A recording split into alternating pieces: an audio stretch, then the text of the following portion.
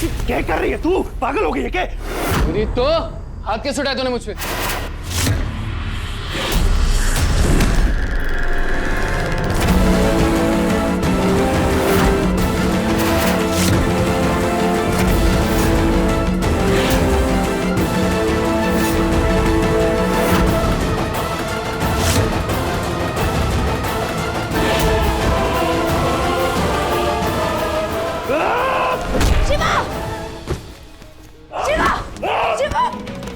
शिवा नहीं, रुक जा। मेरी बहन को हाथ लगाने की सोची भी कैसे इसने? तूने जो बोला मैंने वो किया, उसके बावजूद भी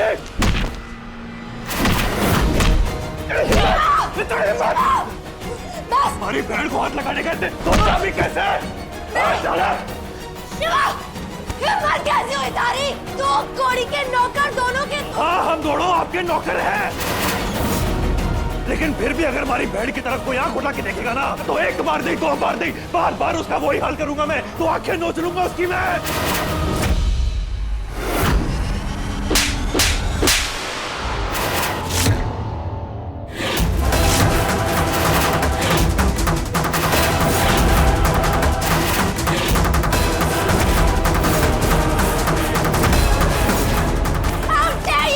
क्यों किया तूने? भगा दिया तूने उसे मेरी जिंदगी से। कभी ना होगा वो। क्यों? छोड़ दे उसे बस।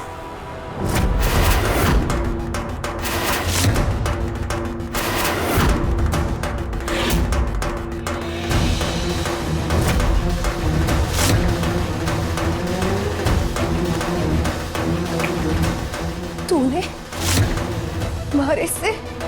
हमारे जीवन की सबसे बड़ी खुशी छीनी है। अब तू देख, मैं तुझे बर्बाद करके रहूंगी।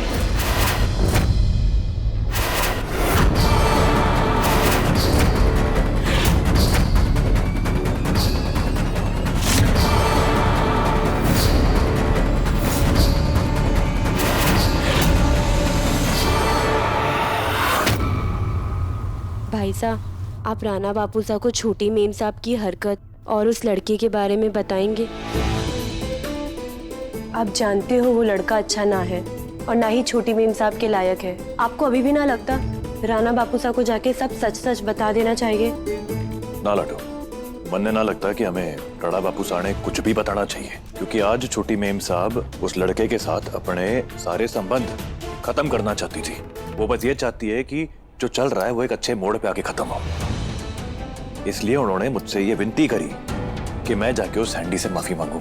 और तूने देखा कि बात कैसे हाथ से निकल गई और बिगड़ गई। लेकिन अब ऐसे में जाकर राणा बापू साहब से सारी बात बताना, मुझे लगता है छोटी मेम साहब का भरोसा तोड़ने वाली बात हो जाएगी ना। मने गलत लगे। भाई साहब, आप मरने समझाते हैं कि दिल से ना दिमाग से सोचो और कुछ नियम कभी ना तोड़ो, और आज आप खुद ही दिल से सोच रहे हैं। भाई साहब, मैंने छोटी मेम साहब के हाव भाव से बिल्कुल ना लगा कि वो उस लड़के से सारे संबंध तोड़ना चाहती है। मुझे ये भी ना लगा कि वो उस लड़के के चक्कर से बाहर निकली है। उल्टा मैंने तो लगा कि वो उस बदमाश के चक्कर में और भसती जा रही है। भाई साहब, जरा सोचो, कल को कुछ ऊंच नीच हो गई तो उस लड़के ने छोटी मेम साहब को बहका दिया और वो उसके साथ भाग गई तो क्या करोगे? आपने अपना पूरा जीवन राणा बापू साहब की इज्जत के लिए लगाया है। कल को उसी इज्जत पे कीचड़ उछलेगा तो क्या करेंगे आप? और फिर राणा बापू साहब को पता चला कि आप सब जानते हुए भी चुप थे तो क्या जवाब देंगे आप? इतने सालों का भरोसा टूट जाएगा। क्या आप इस बोझ के साथ जी पाएंगे?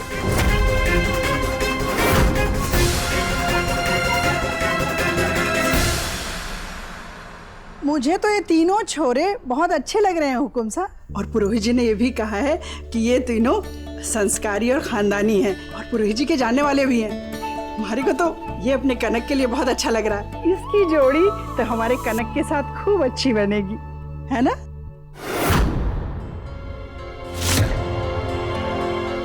भाई साहब, घर वाले छोटी मेम साहब के लिए लड़का देख रहे हैं। क्या आप अभी भी सच नहीं बताएंगे उन्हें?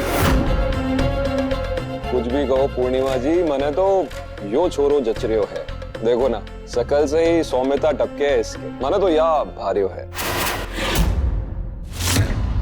मिर्ची ना लगे तो एक बात बोलूं जीजो साहब, इससे पहले कि पिछले लड़के वालों के साथ यहाँ जो कांड हुआ है उसकी खबर इन लड़के वालों के घर पे लग जाए, एक अच्छा लड़का पसंद कर लीजिए इनमें से और जल्दी से इनके घर खबर पहुंचवा दीजिए, तो चट मंगनी और पट ब्याह हो जाए।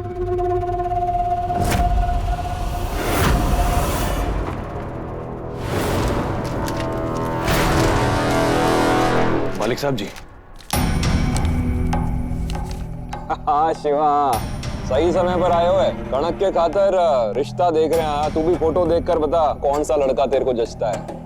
अब ये दिन आ गए हैं कि ये चाकरों से पूछ के हमारी छोरी के रिश्ते तय होंगे। राणा साहब जी, आपसे एक जरूरी बात करनी थी।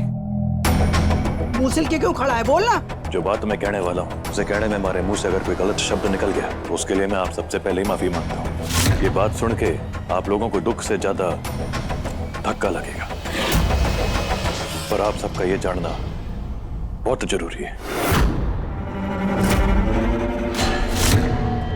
छोटी मेम साहब,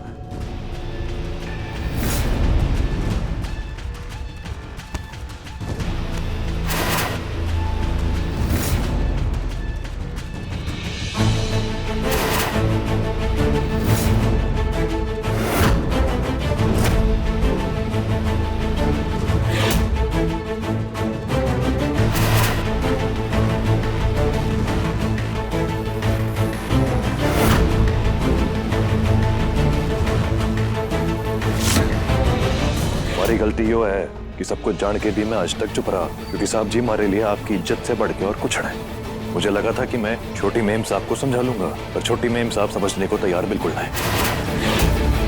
कोई और तूफान ना आ जाए, इसलिए आज मैंने मजबूरी में अपना मुंह खोला है। झूठा।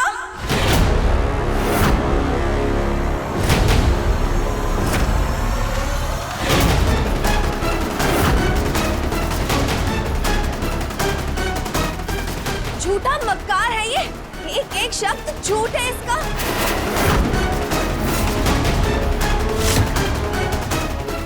क्यों झूठ बोल रहा है शिवराज? हमारे घर वालों के सामने हमारी इज्जत खराब करना चाहता है। बाबा साहब के विश्वास का फायदा उठा रहा है। झूठा आप बोल रही हैं। ये मत भूलिए कि मैं भी उस वक्त वही थी जब आपके उस दोस्त ने भाई साहब को लाते मारी थी और नाक रगड़ के माफी मांगने के लिए कहा था। भाई साहब सच बोल रहे हैं। नहीं बाबा साहब, ये दोनों भाई बहन की जोड़ी मिलकर झूठ बोल रही है। मैंने नीचा दिखाने के लिए कहानियां बना रही है। बस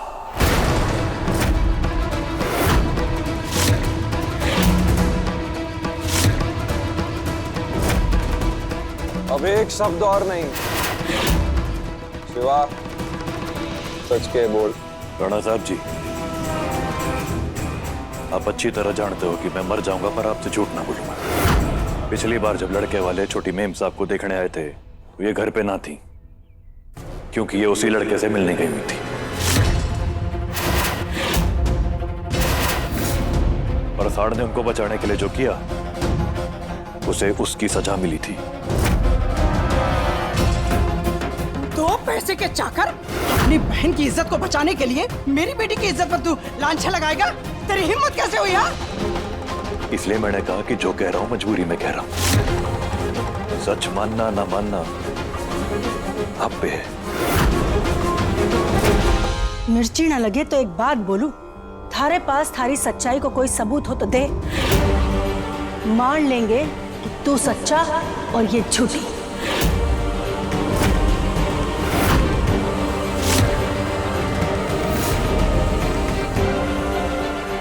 राणा बापू साहब, सबूत है। आप छोटी मालकिन का फोन देख लीजिए, सारा सच सामने आ जाएगा। फोन दे कनक। बाबा साहब, आप ये रसाल की बातों में आकर आप हमारे पे शक करेंगे? माँ साहब, आप समझाइए ना बाबा साहब को। मैं झूठ ना बोल रही हूँ, मैं सच बोल रही हूँ। ऐसे हमारे फोन में कुछ भी ना है। रतन साहब, आपको अपनी बेटी पर यकीन करना चाहिए। इन 2 पैसे के चाकरों के लिए अपने कान मत कच्चे कीजिए। अगर आपको यकीन नहीं है, मुझे अपनी बेटी पर पूरा यकीन है। मुझे नहीं लगता कि इसका फोन देखना चाहिए। पूर्णिमा जी, आपके और हमारे बीच में ये तय हुआ था कि आप घर संभालेगी और हम बाहर के काम। लेकिन आज बात हमारी इज्जत पे है, इसलिए आज हम जो भी बोलेंगे वो आपको भी सुनना पड़ेगा।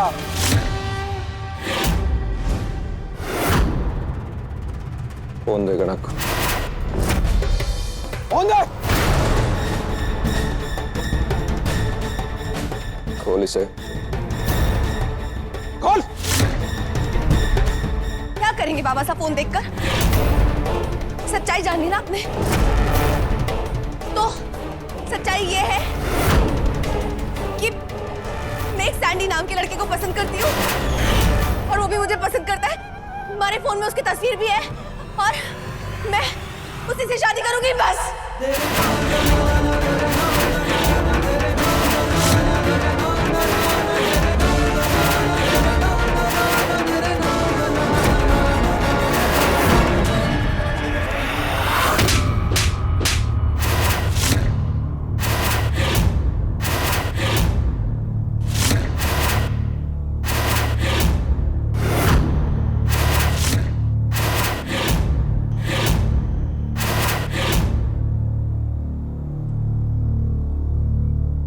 बचपन से लेके आज तक तेरी हर जिद पूरी की, तेरी हर नादानी को पूरा किया। हमेशा तेरे सामने खड़ी रही मैं इस घमंड के साथ कि ना मेरी छोरी है, कभी कुछ गलत ना करेगी। और तूने क्या किया मेरे साथ? तूने सिर्फ हमारी इज्जत भर को नहीं उछाला है, तूने एक माँ के विश्वास को तोड़ा है। तूने आज सबके सामने मेरे सर को झुका दिया।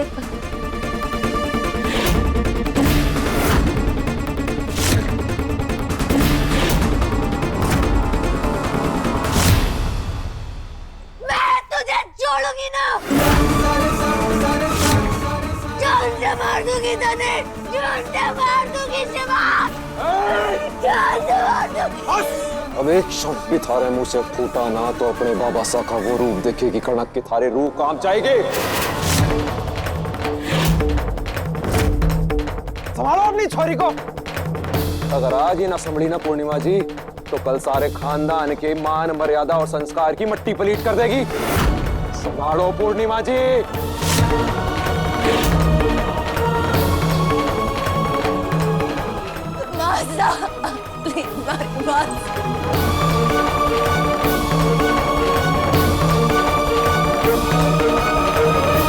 जिस थाली में खाया उसी में छेद करा तुमने। हो गई थारे कलेजे को ठंडक, दोनों के बीच में दरार डलवा दी।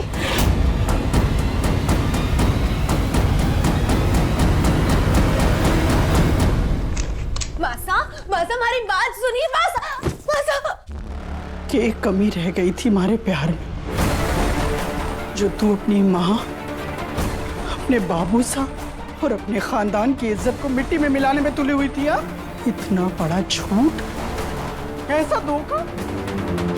इससे पहले तू अपनी जगह रसाल को बिठा कर गई थी ना। समाज की उस बदनामी को अब तक झेल रहे हैं हम लोग। तुझ पर हम इतना भरोसा करते रहे और तू हमें ही बेवकूफ बनाती रही। मैं तुझे कभी माफ ना करूंगी। क्या किया मैंने ऐसा? क्या गलत किया है मैंने? हाँ, प्यार किया है ना किसी से, किसी को मार के काट के खेतों में तो ना गाड़ दिया।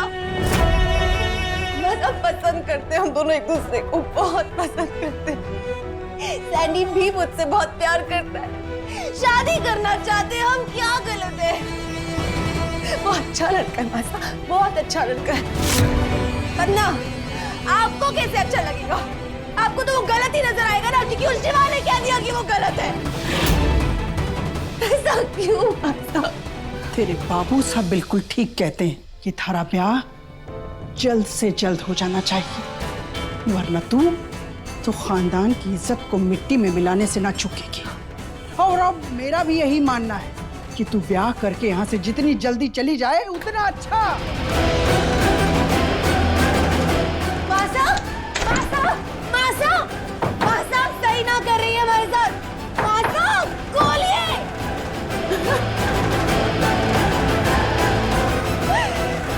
शिवा, जो आज तूने हमारे साथ किया, कभी माफ ना करूंगी तुझे मैं, कभी भी ना।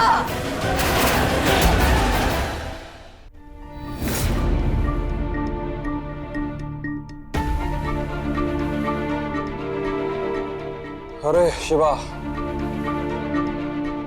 थारो धन्यवाद करने के खातिर बुलायो है तेरे। मालिक साहब जी, हमारी वफादारी आप ही की तो नाम है। मैंने जो किया वो हमारा फर्ज था। आपकी इज्जत की रक्षा करना ही तो हमारा धर्म है। ना, आज तूने जो किया वो अपने फर्ज से भी ऊपर उठ के किया।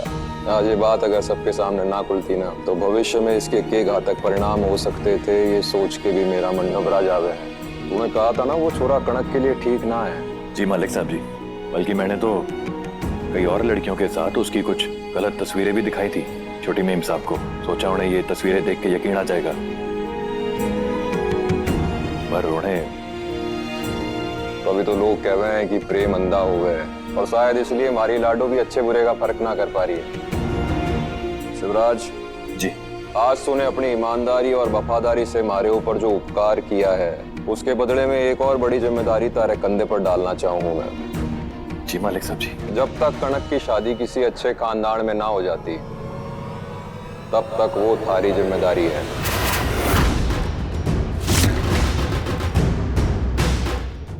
लो पकड़, नजर रखना उस पे। जी मालिक साहब जी।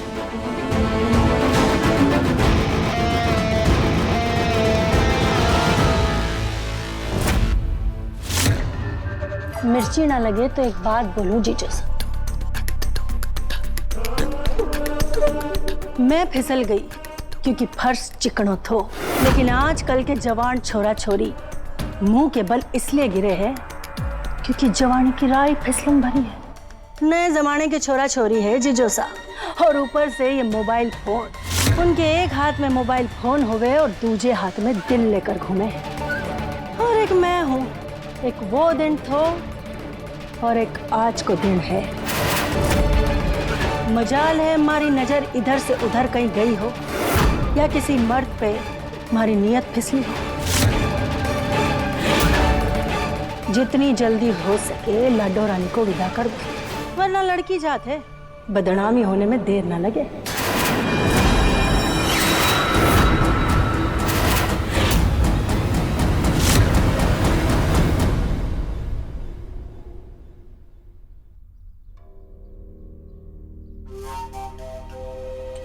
वाह वाह वाह, क्या बात है हमारी चमक चकोरी। अरे आज तो ना कोई तीज है ना त्योहार है, तो फिर इतना जश्न क्यों मनाया जा रहा है? किसी अपने के आने की खुशी में। कौन अपना? समर का फोन आया था, बहुत जल्द आने वाला है। मैं इतनी खुश हो गई कि इतने सारे पकवान बना रही है। उस छोरे का घर आना किसी त्योहार से कम थोड़ी ना है। अरे मैंने तो सोच भी लिया है कि उसके लिए दुल्हन भी अपनी पसंद के ले आऊंगी। अरे इतनी उम्मीदें मत बढ़ा चकोरी, कहीं दिल ना टूट जाए। ये है कि वो आज का छोरा है, हो सकता है उसने अपने लिए कोई लड़की पसंद कर रखी हो है।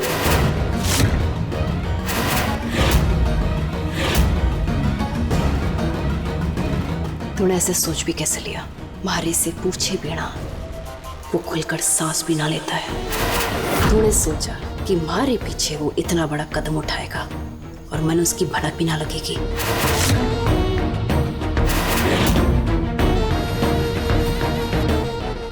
चकोरी, अरे तू तो भड़क गई, गुस्सा मत कर। मैं तो ऐसे ही बोल रहा था। अरे जुबान है, फिसल गई, माफ कर दे। मैंने पता है, मैंने उसे जन्म ना दिया है और वो हमारा खून ना है, पर मैंने उसे पाल पोस कर बड़ा किया है। उसकी सांसें हमारे हवाले हैं। आज तक मैंने जो कुछ भी चाहा ना, उससे वही किया है। पता है ना तेने, जान छिड़कता है हमारे पे वो। और तने लगता है कि वो हमारी पसंद को ठुकरा कर अपनी पसंद की लड़की ले आएगा।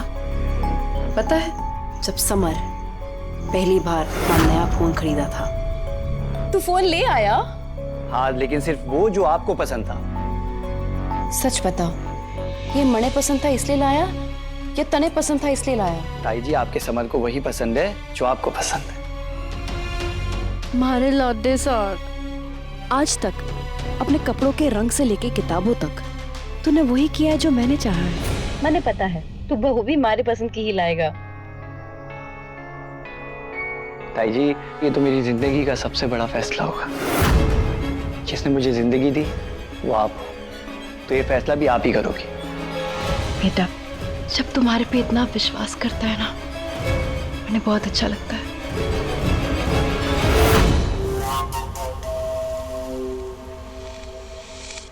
मुझे पता है समर अब बड़ा हो गया है, अपना फैसला खुद ले सकता है, लेकिन वो बदला ना है। अगर यकीन ना होता तो जब वापस आएगा आजमा लेना। समर हमारे प्यार को समझता है और हमारे प्यार के पीछे छुपा डर भी